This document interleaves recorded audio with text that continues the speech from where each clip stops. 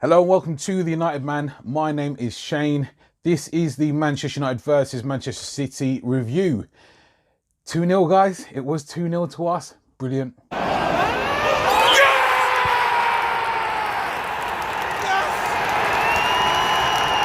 mic, making sure production's tight.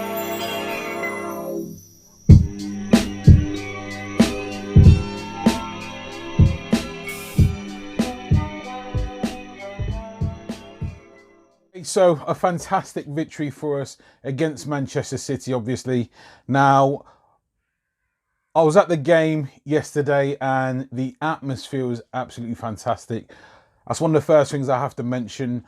I know you would have seen some of the interviews with some of the players, reactions and whatnot, but for me, being there and witnessing it firsthand against City, the support that the United fans showed for the lads on the pitch was absolutely brilliant.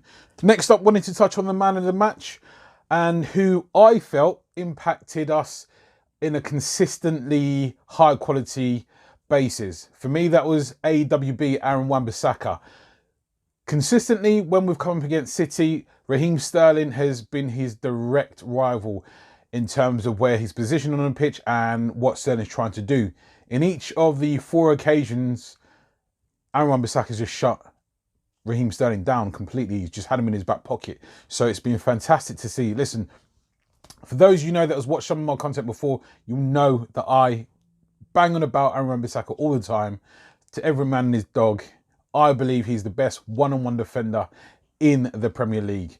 Now, as I keep saying before, I've said it before, I'll say it again, I'm not the only person saying it. You've got plenty of ex-professionals saying the same thing as well. So for me, Aaron Wan-Bissaka, in terms of consistency and high level of quality, he had Zinchenko going against him, also Mendy going up against him, and obviously Raheem Sterling whenever he could, trying to go up against him, and none of them get past him.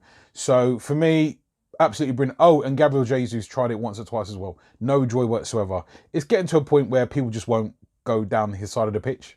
To touch on some of the key contributors for the game as well, I feel there's quite a few key contributors. Everyone done their role very well. We were very organised, but some of the standout characters, just to touch on a few, I feel it was Anthony Martial, Fred, Bruno Fernandes, Harry Maguire, Big H, captain, and David De Gea was consistent as well. In terms of Martial obviously got the crucial opening goal, but it wasn't just that. He worked hard. He seemed to be energetic. He seemed to be hungry for it yesterday. And it was fantastic to see from him, as he's been constantly critiqued in terms of being too lazy. Fred was also a key contributor, worked tirelessly in that central midfield, dogged determination, getting forward and backwards. He really displayed quite a high level of understanding, and he done fantastically well yesterday. So Fred was another key contributor. Bruno was doing what he was doing, orchestrating when he could. I feel like City kind of targeted him in terms of shutting him down, but that give us other opportunities elsewhere. So he had a bit of a quiet second half, but ultimately the quality that he has when he gets on the ball, he's dangerous, hence the assist. And his overall contribution, his leadership, both on and off the ball, dictating, orchestrating, brilliant. Harry Maguire, Big H, club captain, solid, absolutely solid as a rock. Consistent, reliable, and just done his job, went about his business quietly, professionally, and brilliant performance from him as well. As I said, it's not that anyone played badly, but I felt like these guys stood out quite a lot. David De Gea made key saves at important times of the game as well, so it was great to see. Now, as I predicted in my preview video, I went with a 5-3-2, Ollie's tried and tested formation against big teams. Now, Ollie went with that. I also went with the lineup of, I went with David De Gea, Lindelof, Maguire, Shaw, Aaron Wan-Bissaka, Brandon Williams, Matic, Fred, Bruno, Martial and Ighalo. So I had all of the team selection and the formation apart from Daniel James, who played up top alongside Anthony Martial. So that was a bit of a surprise and shock, but obviously Ollie was hoping to catch him out on the break, use some of Daniel James's pace and direct running to try and scare the City defence, which he'd done on numerous occasions. So that was effective as well. Now, by Man City's standards, they had a ton of possession, as they normally do, but they couldn't break us down. We were way too well organised throughout the whole of the game. they couldn't get through to us. They was doing their nice jinking passes, but Manchester United was so well organised. It was just hard for them to do anything or create any chances. And throughout the whole of the game, I didn't feel like we were at risk of conceding any given time. That being said, I feel like their only real danger man was Riyad Mahrez. When he came on, I was a little bit worried.